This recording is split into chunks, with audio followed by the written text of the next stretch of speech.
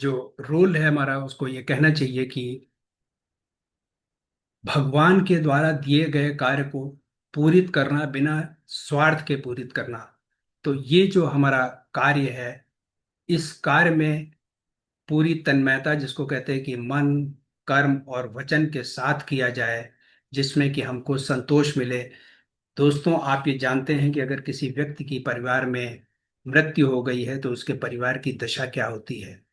उसके परिवार के कितने लोग उसके साथ खड़े होते हैं। अगर ऐसा है तो उसमें हमारा क्या रोल है। अगर ऐसा है तो हम किस प्रकार से उस परिवार की सहायता कर सकते हैं। क्योंकि ऐसे समय में उस व्यक्ति के साथ कोई भी निकट नहीं खड़ा होता है। खड़ा भी होता है तो वो मात्र कुछ समय के लिए खड़ा होता है। उसके बाद सारे रिश्तेदार नातेदार अपने दूर हो जाते हैं। और जो सबसे पहली दिक्कत आती है परिवार को, वो ये दिक्कत आती है कि परिवार के मुखिया के रहते हुए जो सामाजिक स्तर था, आर्थिक स्तर था, वो एकदम से जमीन पे आ जाता है। या यूं कहें कि अगले समय में जब तक उसको पैसा नहीं मिलता है, जब तक उसकी इनकम नहीं होती है, जब तक निश्चित आय नहीं होती है, तब तक खाने पीने, बच्चों की दूध चाय, रोज के कार्य और पढ़ाई लिखाई, जाने कितनी चीजें प्रभावित होती हैं।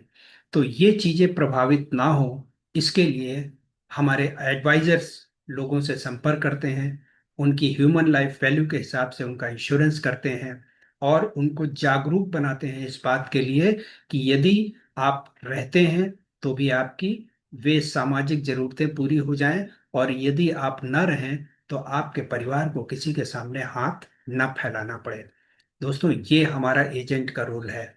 आपको जान के आश्चर्य होगा कि भारत जैसे 140 करोड़ जहाँ की जनता है, जहाँ के लोग हैं, वहाँ पे ये हमारा रोल कितना प्रभावी हो जाता है। हमारा दायित्व तो बनता है कि हम हर घर में योगक्षेम का एक दीप, एक पौधा अवश्य लगाएं और अपने देश के लोगों को उनकी मूल भावना दुख से या किसी प्रकार के आर्थिक दुख से उनको सुरक्षित करें। यह हमारा रोल है। दोस्तों, नेक्स्ट है नो योर स्कोप। आपका स्कोप क्या है, कहाँ तक आप काम कर सकते हैं। आज की तारीख में अगर एडवाइजर की बात करें तो दोस्तों, समय बहुत बदल गया है। 1956 से लेकर के आज 1920 2025 चल रहा है। इस बीच में न जाने कितने भौतिक, कितने आर्थिक, कितने टेक्निकल, तकनीकी सुधार हुए हैं, कितने तकनीकी विकास हुए हैं। और अगर इस विकास की दृष्टि से देखें हम, तो आज हम अपने को कहाँ पाते हैं। आज पूरे वर्ल्ड में सबसे अधिक पॉप जो बीमा है वो हांगकांग में है, जहाँ पे लगभग 80% लोगों का बीमा है। लेकिन अगर हम भारत की बात करें तो भारत में लगभग 85% लोग ऐसे हैं जिनका आज भी बीमा नहीं है। यानी जिनको ईश्वर के दिए गए संदेश या ईश्वरीय गारंटी कि तुम मुझ में विश्वास करो और मैं तुम्हारे परिवार की सुरक्षा करूंगा, इस गारंटी को जो भगवान के द्वारा दी गई है, जिसको आप जैसे दूतों के द्वारा जनता के हर घर तक पहुंचाना है, ये गारंटी देने के लिए अभी हमारे पास लगभग 85% जनता हमारे पास है। ये हमारा स्कोप है। एक और बात कहूंगा कि अगर आप में से बहुत सारे लोग काफी पहले से इस कार्य को कर रहे हैं तो आपको जान के आश्चर्य होगा कि अगर आपने 100 परिवारों को सुरक्षा दी है तो अगले वर्ष उन्हीं 100 परिवारों में 10 या 20 परिवार होते हैं और कुछ नए परिवार होते हैं। जो बाकी के 80 या 90 परिवार होते हैं, वे अपनी जरूरतें पूरी करने के लिए किसी दूसरे दरवाजे पर जाते हैं, या किसी दूसरे व्यवसाय के लोग आकर के इन लोगों के धन का अलग तरीके से दुरुपयोग करते हैं। तो दोस्तों, मेरा ये कहना है कि जो हमारे पुराने ग्राहक हैं, उनको भी हमारी सेवाओं से संतुष्ट होना चाहिए। उनको भी हमें नए प्रोडक्ट के बारे में बताना चाहिए और उनको भी हमें भटकने नहीं देना चाहिए। क्योंकि लाइफ इंश्योरेंस कॉरपोरेशन, जो भारतीय जीवन बीमा निगम है, ये हर प्रकार के प्रोडक्ट की एक बहुत बड़ी रेंज रखता है। चाहे वो बच्चों का बीमा हो, चाहे बुढ़ों का बीमा हो, चाहे युवा का बीमा हो, चाहे महिला का बीमा हो, चाहे पेंशन का प्लान हो, चाहे हेल्थ का प्लान हो। और आज की तारीख में तो सबसे popular unit link insurance plan है, तो यूलिप का प्लान हो। तो अगर इतना बड़ा सेगमेंट हमारे पास प्रोडक्ट का इतना बड़ा ढेर है, हमारे शोरूम में इतने सारे प्रोडक्ट हैं जो सब तरह की जरूरतों को पूरी करते हैं, तो हमारे अपने एग्जिस्टिंग ग्राहक इन जरूरतों के लिए दूसरे दरवाजे पर उसको क्यों जाना पड़े, ये एक विषय है, ये हमारा स्कोप है।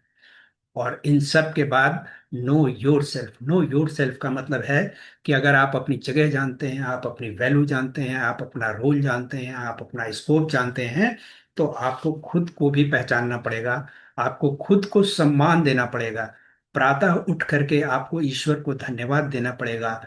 गीता के इस श्लोक योगक्षेम व्यायाम अनन्याश्चिन्तयन्तो मा ये जना परिपास्ते तेषाम नित्याभियुक्तानाम योगक्षेमम वहाम्यहम्।